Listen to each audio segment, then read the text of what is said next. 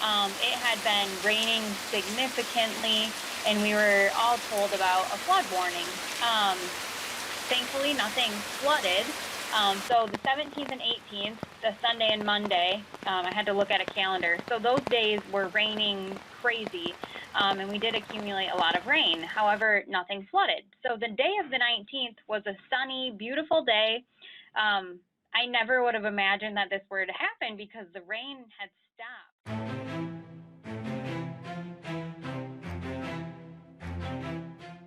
Oh, crap.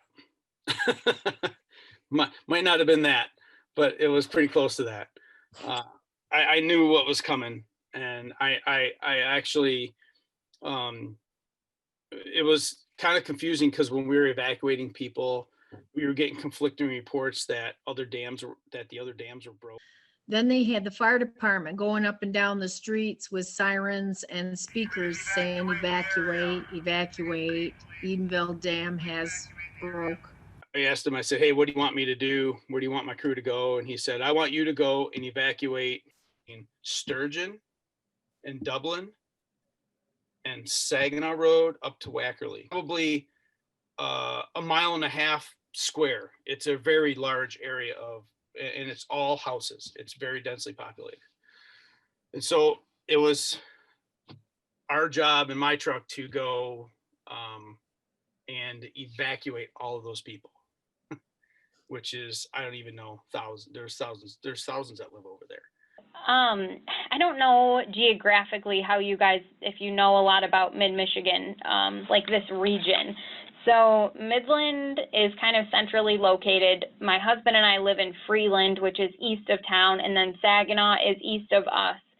So on our drive into work, so he dropped me off and then he went to my parents. So on our drive into work, I was seeing a lot of ambulances coming from Saginaw and Bay City, coming to the hospital.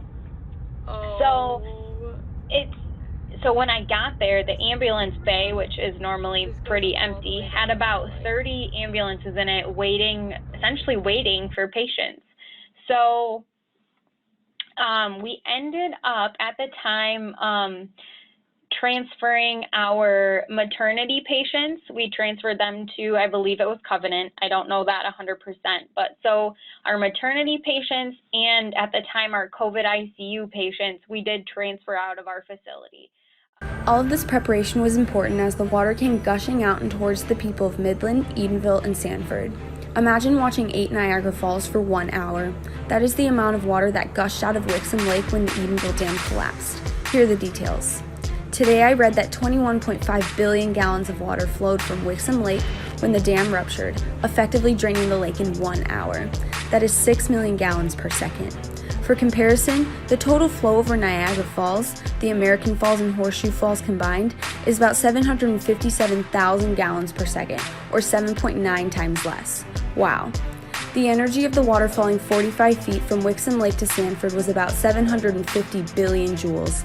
That amount of energy equals the electrical energy needed to power all of New York City for 27 minutes.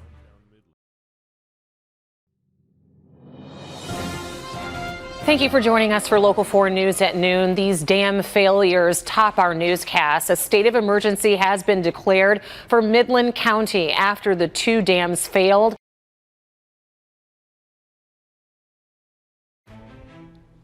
After the state of emergency was declared in Midland, Governor Whitmer came to observe the damage as well as what was being done to those already affected. She also warned citizens that more water was anticipated to come and that they should err on the side of caution. Well, thank you. Appreciate everyone. Hi, Congressman, good to see you. Appreciate everyone making time to be here. This is another packed news day because obviously we've got historic flooding here. I just finished an aerial tour of the impacted areas, and what I can tell you is what you already know. You've seen from the pictures. It's devastating.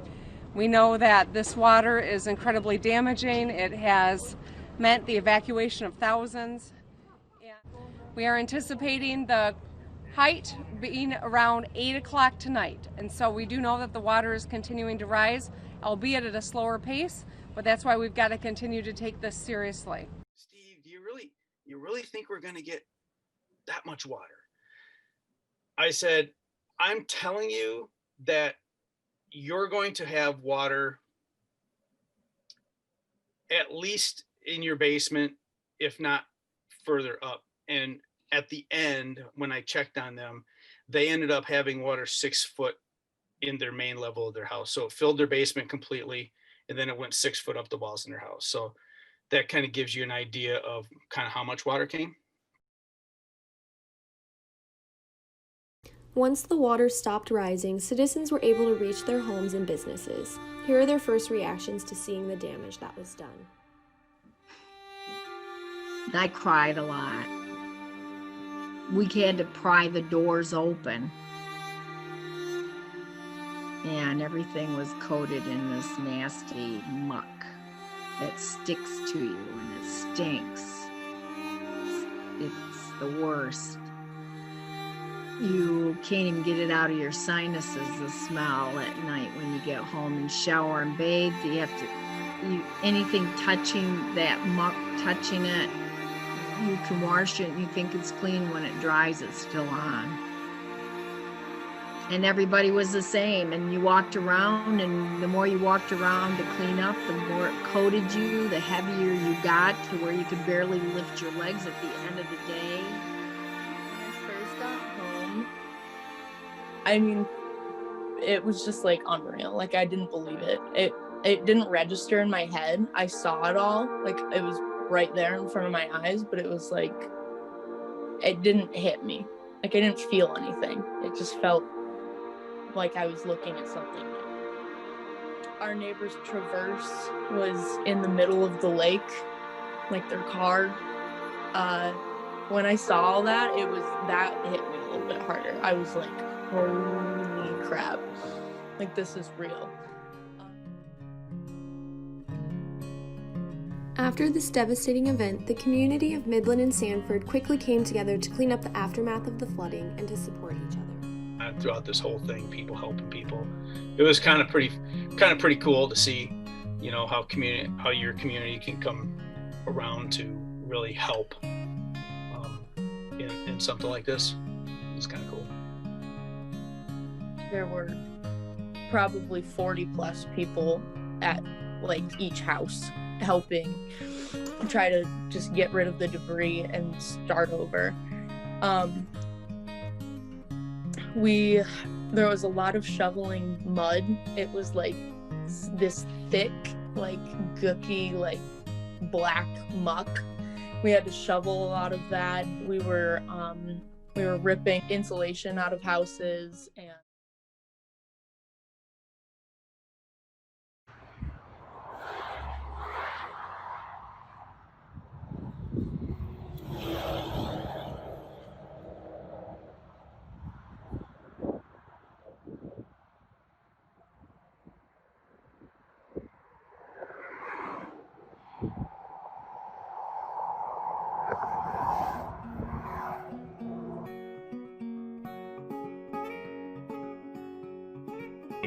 is still pretty. There's trees that are just falling over.